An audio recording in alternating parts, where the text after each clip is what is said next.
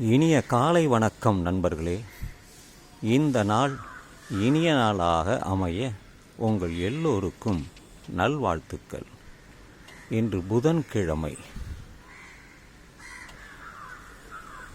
விடியற்காலை 6:30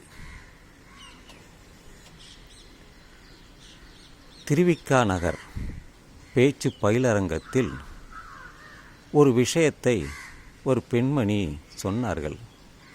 அது பாம்பை பற்றியது தான். அதாவது பாம்புக்கு ஒரு இயல்பான குணம் உண்டு. அது என்ன குணம்? தன்னை அடிக்க வந்தால் அது சீரும், பயத்தை உண்டாக்கும். வேறு விரட்டி கொண்டு வந்தால் அது எங்கோ போய் ஒளிந்துவிடும். மற்றபடி அது சாதுவாகத்தான் இருக்கும்.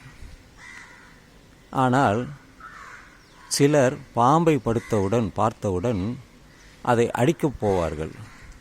ஒரு பழமொழியும் உண்டு. அது என்னவென்றால், நீ ஒரு பாம்பையும் பாப்பானையும் பார்த்தால் முதலில் பாப்பானை அடி, அப்புறம் பாம்பு அடி அப்படின்னு சிலர் சொல்வார்கள்.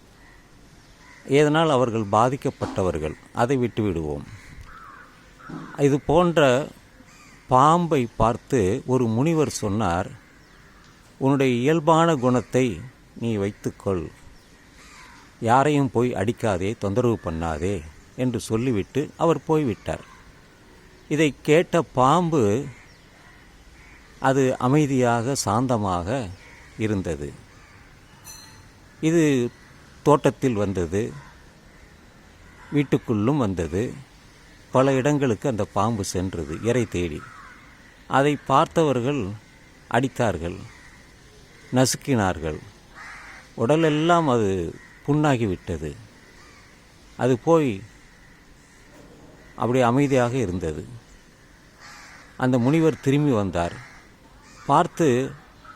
அவர் கோபமடைந்தார். உன்னுடைய இயல்பான குணத்தை விட்டு நீ அமைதியாக இருந்ததால் என்ன ஆனது? உன்னை எல்லோரும் அடித்து விட்டார்கள், உடலெல்லாம் ஒரே காயமாக இருக்கிறது என்று அதற்கு மருந்து கொடுத்து தடவிவிட்டு சொன்னார், உன்னுடைய இயல்பான குணத்தை எப்போவுமே நீ வைத்திருக்க வேண்டும். நீ சீர வேண்டும், அல்லது யாரையும் துன்புறுத்தக்கூடாது. அடிக்க வந்தால் நீ ஓடி மறைந்து விட வேண்டும். இதுதான் உன்னுடைய இயல்பான குணம். இதுதான் அந்த கதையின் சாரம். ஒவ்வொரு விலங்குக்கும் அதனுடைய இயல்பான குணங்கள் உண்டு.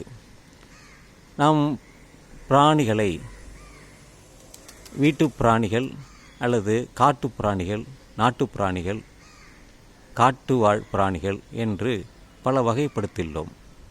இந்த வீட்டு விலங்குகள் என்று சொல்லும் பொழுது ஆடு, மாடு, பன்றி, நாய், நரி அல்ல நாய், இதெல்லாம் நாம் வீட்டில் வளர்ப்பது தான் செல்ல பிராணிகள். மற்றபடி இந்த சிங்கம், புலி, நரி, கரடி இவையெல்லாம் காட்டில் வாழக்கூடிய விலங்குகள். அதற்கென்று அந்த குணம் உண்டு. அதை நம்மால் மாற்ற முடியாது. அதுக்கு 6 அறிவு இல்லை. ஆனால் மனிதன் 6 அறிவு உள்ளவன். எல்லாவற்றையும் அதை பழக்கி வியாபாரம் செய்கிறான்.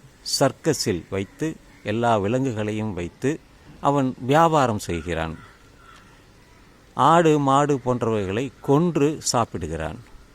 எதையும் விட்டு வைப்பதில்லை. மீனை கூட அதை விட்டு வைப்பார். அதை பிடித்து வந்து அதை வியாபாரம் செய்கிறான், எல்லாரும் சாப்பிடுகிறான். இது போன்ற அந்தனுடைய விலங்குகளின் இயல்பான குணங்களை